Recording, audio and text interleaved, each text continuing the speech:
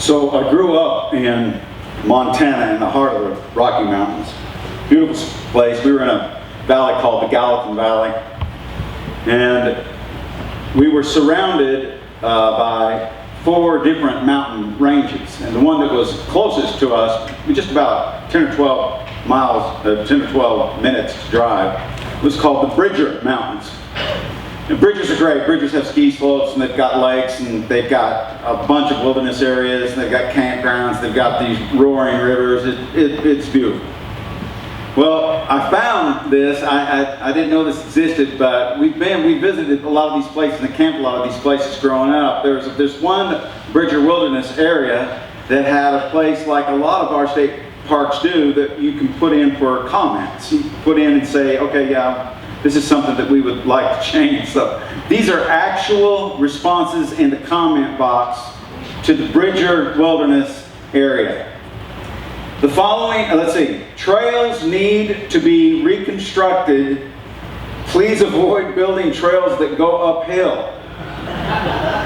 Another one, too many bugs and leeches and spiders and spider webs. Please spray the wilderness to rid the area of these pests. Another one, please pave the trails. Chairlifts need to be in some places so that we can get to wonderful views without having to hike to them. Here's another one. The coyotes made too much noise last night and kept me awake. Please eradicate these annoying animals. I love this one. A small deer came into my camp last night and stole my jar of pickles. Is there any way I can be reimbursed? And they actually left their phone number. Escalators could help on steep uphill sections. Can you imagine seeing an escalator in the wilderness? Here. A McDonald's would be nice at the trailhead. And then the last one. There's just too many rocks in these mountains. What exactly are they called? Yeah, the Rockies. Yeah. These were adult people making comments and complaints who visited the Bridgers in the Rockies but didn't want to go overboard in their experience. They wanted to experience the mountains and the wilderness on their terms, not on nature's terms, no. It's not that we are unwilling to go overboard. We live in Razorback Nation. We are definitely willing to go overboard. Oh yeah. It's not that we're unwilling to go overboard. It's just that when we do go overboard, we want to go overboard in our terms. And that's the part of following God that may be the biggest struggle. Now, one day soon, we're going to sing it. And we're going to see the God of glory on the throne of heaven, surrounded by the seraphim. And there's going to be unbelievable rejoicing and praise going there. And we're all going to be a part of that. It's going to be incredible. And one day soon, when we leave this planet, and we take off the perishable body and we don the imperishable that's constantly rejuvenated, when that happens and we get to experience this wonderful place that Jesus has been preparing this entire time, I wonder if there are moments that we will sit and think, why in the world did I go more overboard for God? It's coming. It's just not there yet. But while we're living in this world that struggles with faith, with what it really means to live by faith, a conviction in something that we can't see, living for something that I can't see. While we're here trying to figure that out, going overboard, it isn't too popular. In fact, your culture, the culture you live in, your culture has already labeled you, if you go overboard with your faith, you're called a radical. You're called an extremist. That's the way a large portion of your culture views you if you decide to go overboard with faith. It's ironic, really, because right now in our country there's more opposition to someone perceived going overboard for God or the Bible and Christianity than there is for someone perceived going overboard for some other religion. It's like our country is leaning toward wanting to get rid of anything that they can that has to do with God and Jesus and the truth of His Word. Now, there is a lot of contention in our world against Christianity, but there's just as much defiance from people within Christianity about going overboard with this whole following Christ thing. So it's not like if you decide that you want to go all in following Jesus, it's not like you're already going to be facing a world that opposes you. You're going to be facing people in the church where you attend that are, hey, come on now, calm down a little bit. Be careful, let's not go overboard. Bottom line, many people will verbally admit that they believe in Jesus, but they certainly don't want to go overboard in living for Him. Bottom line. So the question is why? Well, Jesus told a story one time that kind of touched on this. Look at this parable. This is in Luke chapter 14. A certain man was preparing a great banquet and invited many guests. At the time of the banquet, he sent his servant to tell those who had been invited, "Come, for everything is now ready." But they all alike began to make excuses. The first one said, "I've just bought a field, and I must go and see it. Please excuse me." Another said, "I've just bought 5 yoke of oxen, and I'm on my way to try them out. Please excuse me." Still another said, "I just got married, so I can't come." The servant came back and reported this to his master. Then the owner of the house became angry and ordered his servant, "Go out quickly into the streets and the alleys of the town and bring in the poor, the crippled, the blind, and the lame." "Sir," the servant said, "what you ordered has been done, but there is still room." Then the master told his servant, "Go out to the roads and country lanes and compel them to come in, so that my house will be full. I tell you, not one of those who were invited will get a taste of my banquet." Back in the day, it was customary to send out 2 different kinds of invitations. One was to announce the event, and one was to announce that the event was ready. The feast was announced as coming soon. And when it was ready, the guests were then invited. They were called to gather and come. And in Jesus' story, Jesus, he could tell a story like nobody could tell a story. In Jesus' story, when he said what these people said, when he gave the excuses that these people gave, his audience would have immediately thought, these excuses are utterly ridiculous. So we need a little more background to kind of feel what they felt. The first guy says, "I've just bought a field and I must go and see it." Now, when Jesus said this, there would have been a chuckle and people would have rolled their eyes to think of anybody in that time and in that day, let alone this time and this day, going out and purchasing something without first going and looking at it. That's a bird brain. You don't do that. So when Jesus told this, his listeners would immediately see that excuse as lame. The second excuse was similar. "I've just bought 5 yoke of oxen and I'm on my way to try them out. Please excuse me." This excuse would have been seen even as more ridiculous than the first, because in those times, oxen, that was your bread and butter, that was your machine, that was your electricity. That's what made things work. For you to buy a team of oxen without having any idea. Look, what the owner of oxen would generally do is they would make an announcement on when his oxen were going to be at this field during this day, at this time, so that you could come and check them out. So you could go and you could see them working out in the field and plowing, just like you could take a test drive for a car. You would go and you'd watch and see. In fact, a lot of the potential buyers, those who were prospective, they would actually take turns driving the oxen to see how well they did in the field.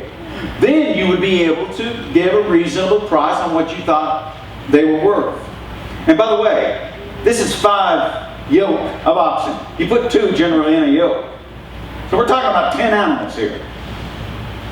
You're going to buy 10 animals, sight unseen, not tested and not tried.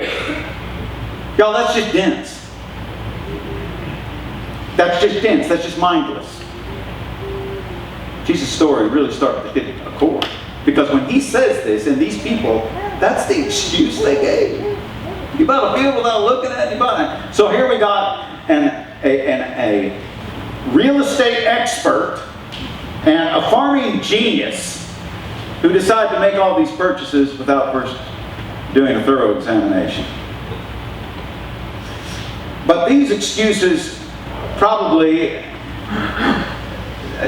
these weren't excuses to those listeners that Jesus was talking to. These were insulting rejections. And that's what the people felt as Jesus was telling this story. The third excuse was the worst of all. I just got married, so I can't come. In Jewish culture, when, you didn't get to pick, that was mom and dad's prerogative. So there was no courtship and dating before you got married. Now, I'm not really proposing that. I'm just saying that's what they did. And so when mom and dad decided who was going to be best for you, then the date would be set and you'd start building a house. And once the house was ready, the father said it was ready, then he would say, go and get your bride. And you could have this wonderful week-long, sometimes 2-week-long celebration. And it was terrific. After that, after the marriage was consummated and the marriage covenant began, why, they would have a year where in Jewish culture, in Orthodox Jewish culture, the man would never even work for that whole year. And he couldn't serve in the military, even if they were at a time of war. He couldn't go. He couldn't work and he couldn't go to the military. He had to spend that first year just seeing to every single need of his wife. Wooing her. And that's when they did the courting. That's when they did the dating. That's when, man, can you imagine being able to go on a date and not have to worry about going too far? Wouldn't that be wonderful? It was all topsy-turvy to where we are today. So that's just the way they did it. The perfect activity for someone who has just taken a bride would be say, honey, get ready. We're going out tonight. Really well. We've been invited to a banquet. There would be nothing that would honor her more. For a newlywed couple who's not working and not serving in the military and is trying to make things work here, to be offered a feast of all people. They would be the ones to say, oh, I'm there, I'm in. You see, what was happening here with this couple said that they weren't going to go. What they were really saying was, my wife and I have better things to do than to go to your lousy banquet. Now, when Jesus told this story, and the people listening would have been awkwardly uncomfortable. Sometimes you felt when you used to watch The Office. Michael, when he does it, dude, that just makes you feel so bad. I have a brother-in-law that lives in that business world. He couldn't watch it after the first season. He says, that's just too close to life for me. I can't stand it. I have so many experiences like that. That feeling? That's the feeling that people would have had that were listening to Jesus' story. They would have felt so uncomfortable. All of these insulting excuses. So you have one person who puts his material possessions above the invitation to stop and share a meal in someone's generous hospitality. Then you got another guy who puts his work and business, his occupation, above the invitation to stop and share a meal because of the generous hospitality of this guy. And then you got another guy who refuses to take his family. His family's invited. And then he refuses to take his wife and share in this wonderful celebration that somebody so generously offered. Possessions, occupation, family, all can be used as excuses to say no to God. Because we don't want to go overboard. We just don't want to make an appearance that we're a little out of balance with this whole following Jesus thing. Let's just kind of keep this thing in check, shall we? Maybe the biggest reason we don't want to go overboard when it comes to following God is that we just don't want anyone else in control.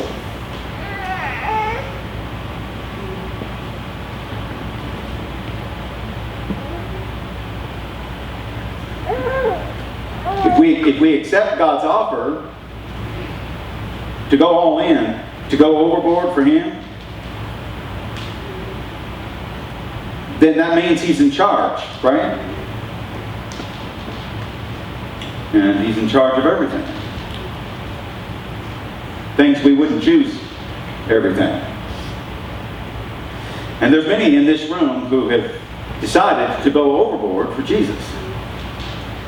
And they can tell you without hesitation that when you make that daily decision to go all in for him, his ways are not your ways.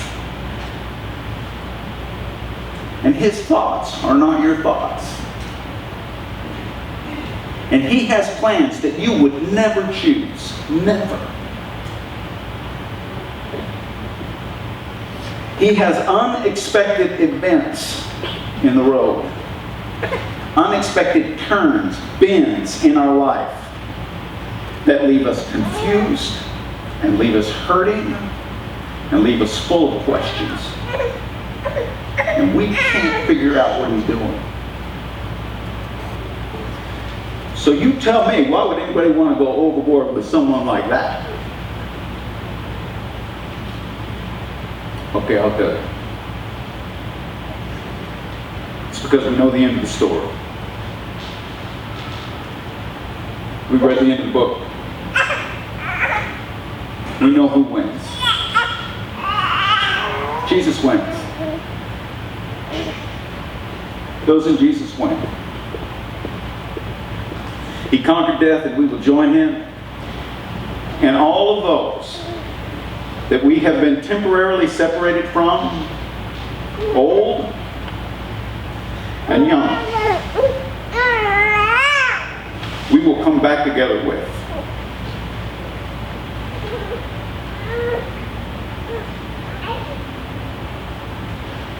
We know how this thing ends up. Now, while confusions and questions scatter through our paths, and we're trying to figure this thing out, a day is coming when all of those thoughts will fade away, because the great inviter will send his son, because the banquet will be ready. And he'll call us home. So we say with the psalmist, with Paul, so we're not giving up. How could we? Even though on the outside it often looks like things are falling apart on us, on the inside, where God is making new life, not a day goes by without his unfolding grace. These hard times are small potatoes compared to the coming good times, the lavish celebration prepared for us. There's far more here than meets the eye. The things we see now are here today, gone tomorrow. But the things we can't see now will last forever.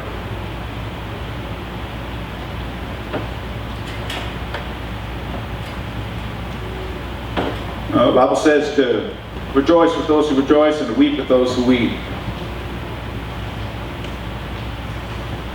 Just weeping with Stuart and Lori today.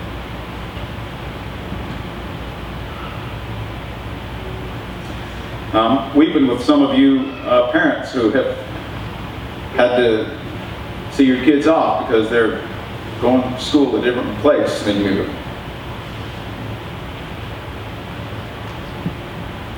It's just a day for me that I just need to weep a little bit, I guess. I'm just hurting with people. It's weird when people go through things, you start singing things differently, and the words to the songs, in Christ alone. I mean, all of those words just completely reroutes the way you view it. You know, generally what happens when we end our service is I pray and the worship team comes up here and then Caleb says it and most of you all just kind of do it. We all stand together and the worship team always wants to sing with you. The worship team never wants to sing at you. That's not what we do. We're all here. It's not I'm the speaker, you're the audience. No, we're all here. God's the audience. And so we're offering Him. a collective moment of worship, studying, prayer, singing, communion. So the worship team doesn't want to sing at you, they want to sing with you. But today I'm going to ask you to let them to sing for you. I'm going to pray here in just a moment. When I pray, they're going to come up here and get set up. And they're going to sing a song that Mark shared with me last Monday. I said, Mark, that has to be the song that we do at the end of this sermon about going overboard. Because I think the main reason we don't want to go overboard is because there's something inside of us that just doesn't trust Him. And we're not really sure we want the story that He's going to write. Now you guys, when we see Him in glory, it'll all be clear. I get that. But right now, we've just got to hang on because we know He's doing something. He's doing something beautiful. So I want you to let the team sing for you. Now I don't want you to stand. I just want you to sit there. And if you need to go around somebody, put your arm around them, you do that. If you need to whisper something to somebody's ear, you do that. You just let this song be your song to God. All right, let's pray.